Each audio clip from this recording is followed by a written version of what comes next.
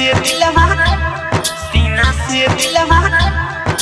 कहानी के डीजे कंचन राज नीम चौक चौसीमा वैशाली। रुकी हाँ विदाई वाला गाड़ी के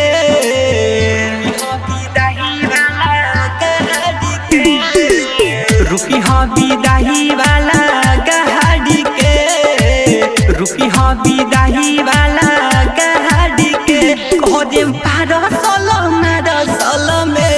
सीना से दिलवा गाड़ी के कहो देम पारो सोलो में सीना से दिलवा गाड़ी के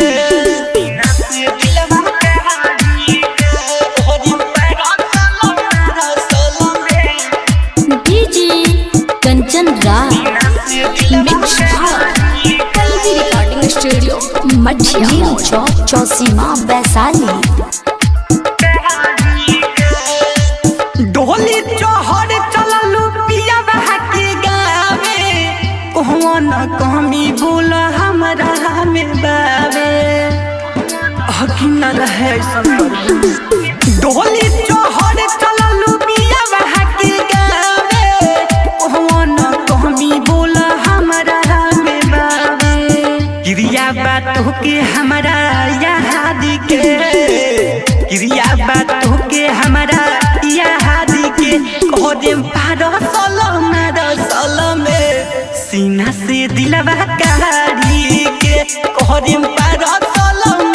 सोलो में सीना से दिलवा गाड़ी के सीना से दिलवा गाड़ी के कहो देम पारो सोलो में डीजे कंचन राज